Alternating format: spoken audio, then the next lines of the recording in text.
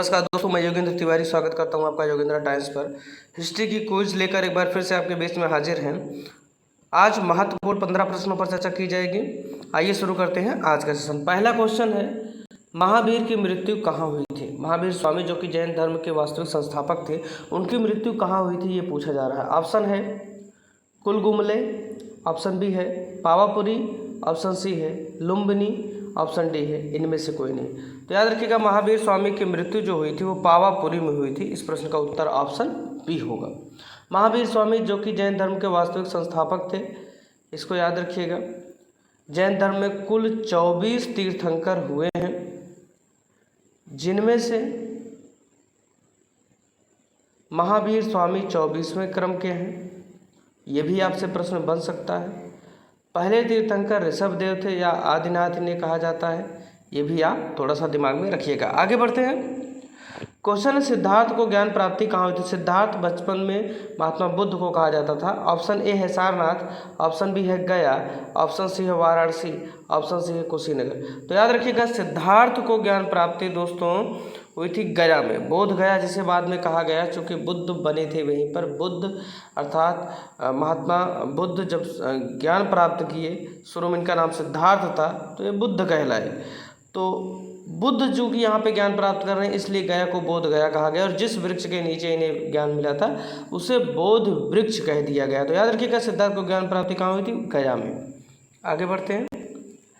भागवत संप्रदाय के विकास में किसका योगदान अत्यधिक है? भागवत जो संप्रदाय है, इसके विकास में सबसे ज़्यादा योगदान किसने दिया है? ऑप्शन ए हिंदू यूनानी, option B Kushan, option C Parthian, option D Gupta. याद रखिएगा, हिंदू यूनानी अजीब सा शब्द लग रहा है, इसे इंडो ग्रीक ही बोलते हैं, तो ये आदत है। तो अगर इस तरीके से देखा जाए कि भागवत संप्रदाय के विकास में सबसे ज़्यादा योगदान किसने दिया है, तो इस प्रश्न का उत्तर ऑप्शन ए होगा। इंडो ग्रीक या हिंदू यूनानी लोगों ने सबसे ज़्यादा भागवत धर्म के विकास में योगदान दिया है। आगे बढ़ते हैं। महात्मा बुद्ध किस क्षत्रिय कुल के थे? आपसे क्षत्रिय है, क्षत्रिय कुल पूछ रहा है, किस कुल के थे वो? Option A Jnatrik, option B Koli, option C Shakya, option D Kaushal. तो याद रखिएगा, महात्मा बुद्ध के जो पिता थे वो शाक्य गणराज्य के प्रधान थे, शाक्य गढ़ के प्रधान थे। तो शाक्य वंश से संबंधित थे, शाक्य कुल से संबंधित थे महात्मा बुद्ध। कुछ धर्म ग्रंथों में ये भी अनुमान लगाया जाता है, ये भी राय व्यक्त की गई है कि ये क्षत्रिय न होकर ब्राह्मण थे, कुछ में इन्हें शूद्र भी कहा गया है। तो अलग अलग, जैसे चूंकि आप देखेंगे उत्तर वैदिक काल के बाद जो है धार्मिक वर्चस्व को लेकर ब्राह्मणों और क्षत्रियों में संघर्ष होने लगा, तो इसी के कारण यहाँ पे अलग अलग जातियों, अलग अलग वर्गों का उल्लेख होता है। हालांकि महात्मा बुद्ध का जो संबंध था वो शाक्य कुल से ही था। आगे बढ़ते हैं। क्वेश्चन, निम्नलिखित में से प्राचीनतम राजवंश कौन सा है? Option A Kushan, option B Maurya, option C Gupta, option D Kanva. तो इसको आप देखेंगे तो प्राचीनतम जो है मौर्य है, इसको याद रखिएगा, प्राचीनतम राजवंश मौर्य है। ये समय काल के अनुसार निकाला गया है। करें, मौर्य साम्राज्य की स्थापना किसने की? Option A Chandragupta Maurya, option B Ashoka, option C Bindusara, option D ये सभी। अब इसमें यहाँ पे सामान्य सा प्रश्न है कि मौर्य वंश की स्थापना चंद्रगुप्त मौर्य ने की थी चाणक्य की मदद से। चाणक्य को ही विष्णुगुप्त कहा जाता है। तो याद रखिएगा, मौर्य वंश की स्थापना चंद्रगुप्त मौर्य ने चाणक्य की मदद से की थी, और चंद्रगुप्त मौर्य के पुत्र का नाम बिंदुसार था, बिंदुसार के पुत्र का नाम अशोक था। आगे बढ़ते हैं। प्रश्न है, मौर्य साम्राज्य में प्रचलित मुद्रा का क्या नाम था? आपसे मुद्रा का नाम पूछ रहे हैं। ऑप्शन ए तोल, ऑप्शन बी दीनार, ऑप्शन सी पड़, ऑप्शन डी कौकड़ी। याद रखिएगा, इसमें होगा पड़, ऑप्शन सी पड़, चूंकि अर्थशास्त्र में पड़ का उल्लेख मिलता है, तो पड़ मौर्य साम्राज्य की प्रचलित मुद्रा। जबकि दीनार का संबंध आप देखेंगे गुप्तों के समय था। आगे बढ़ते हैं। क्वेश्चन है, मौर्य काल में शिक्षा का सर्वाधिक प्रसिद्ध केंद्र था, कौन सा था? Option A Nalanda, option B Takshashila, option C Vaishali, option D Ujjain. तो याद रखिएगा, मौर्य काल में शिक्षा का सर्वाधिक प्रसिद्ध केंद्र दोस्तों ऑप्शन बी तक्षशिला था, जो कि वर्तमान में गांधार क्षेत्र अफगानिस्तान में स्थित है, जो कि तत्कालीन समय में राजनीति शास्त्र का सबसे अच्छा विश्वविद्यालय माना जाता था। तो इसको याद रखिएगा, इसमें लगभग 10,000 स्टूडेंट्स पढ़ा करते थे उस समय। तो भारत ही नहीं वरन विश्व का सबसे बड़ा ये विश्वविद्यालय था, याद रखिएगा। आगे बढ़ते हैं।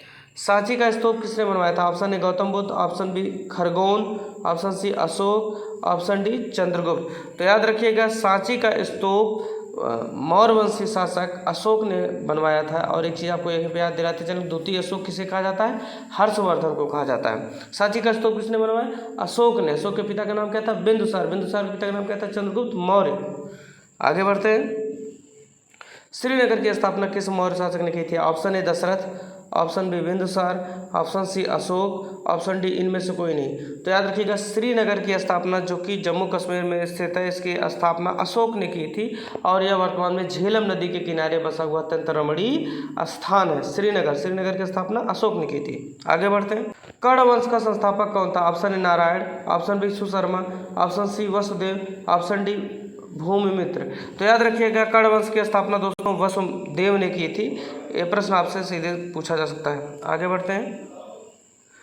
पुरुषपुर निम्नलिखित में से किसका दूसरा नाम है? पुरुषपुर पूछ रहा है कि किसका नाम है, आपको बताना है। Option A Pataliputra, option B Punjab, option C Peshawar and option D Patna. तो पुरुषपुर जो नाम है ये पेशावर से संबंधित है। पेशावर वर्तमान में पाकिस्तान में स्थित है। ये कुषाणों के समय ये बसाया गया था कनिष्क द्वारा, पुरुषपुर। आगे बढ़ते हैं। चरक किसके राज्य चिकित्सक थे?